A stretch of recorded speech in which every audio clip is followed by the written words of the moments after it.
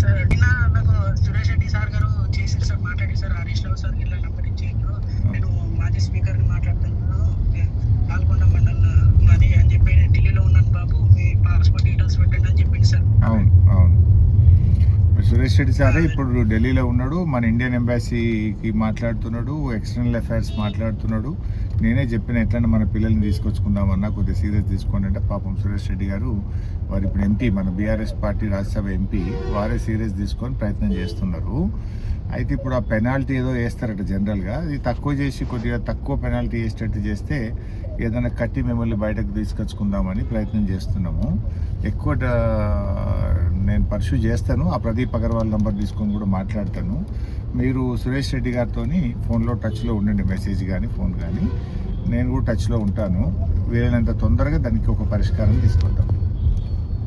Penalty అంటే penalty కట్టేంత వెళ్ళలేదు sir, ఏంటంటే 1 year అది ఇక్కడ కంట్రీలే లేదన్నారు సార్, ఎందుకంటే ఇతరులు వేరే కంపెనీలు ఉన్నారు సార్ మన తెలంగాణలో. పెనాల్టీ అనేది లేదు సార్, చాలా ఇచ్చారు పోయారు, దాని ఉద్దేశంతో మేము అంటున్నాం సార్. అదే మాట్లాడుతున్నారు సార్, మాట్లాడుతున్నాం బెట్ట, పెనాల్టీ వేయొద్దనే మాట్లాడదాం. ఒకవేళ ఏదన్నా వేసినా తప్పది అనుకుంటే మేము గట్టినా తీసుకొస్తాం లేరా బాబు, తొందరపడకు, టెన్షన్ పడుకుంటే. మిమ్మల్ని ఎవడో బ్రోకర్ మోసం చేసిండు, బట్ అక్కడ దేశం యొక్క పద్ధతులు ఉంటాయి, తెలుసుకోండి మీరు కూడా. మన సురేష్ రెడ్డి గారు కూడా తెలుసుకుంటున్నారు, నేను కూడా తెలుసుకుంటా. తొందరగా ఎంత వీలైతే తొందరగా మేము తీసుకొస్తాం. సరే సార్, ఖచ్చితంగా సార్. ఒక విషయం సార్, చెప్పండి చెప్పండి.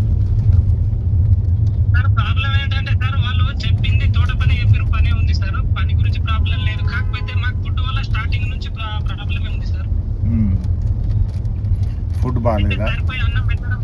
అన్నం పెట్టు సార్, స్టార్టింగ్ 5-6 సంవత్సరాల అబ్బాయి తింటాడు సార్, పగటి అన్నం పెట్టేది, పొద్దుకి పెట్టేది, అదే కొలత.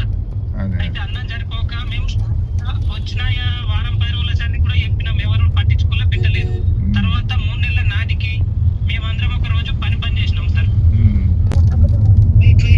ఇటుతోటే సార్ ఇవంతా రెస్పాండ్ వచ్చింది సార్, చాలా థ్యాంక్ యూ సార్. మేము చాలా మీ నుండి ట్వీట్ వచ్చిందంటే మేము ధైర్యపడలేదు సార్. నేను వాళ్ళకు కూడా చెప్పిన నాన్న, వాళ్ళ బీజేపీ కేంద్ర మంత్రులు కిషన్ రెడ్డి, సంజయ్ కూడా ట్వీట్ ట్యాగ్ చేసిన, ఎక్స్టర్నల్ అఫైర్స్కు ట్యాగ్ చేసిన, మన స్టేట్ గవర్నమెంట్కు ట్యాగ్ చేసిన, ప్రయత్నం చేస్తున్నా, అన్ని రకాలుగా ప్రయత్నం చేస్తున్నా బాబు. మీ భరోసాతో సార్ ఇంత ధైర్యంగా ఉన్నాం సార్, చాలా ధన్యవాదాలు సార్. తప్పకుండా బాబు, కాపాడుకుంటాం బెట, తొందరగా మిమ్మల్ని తీసుకొస్తాం. Thank you.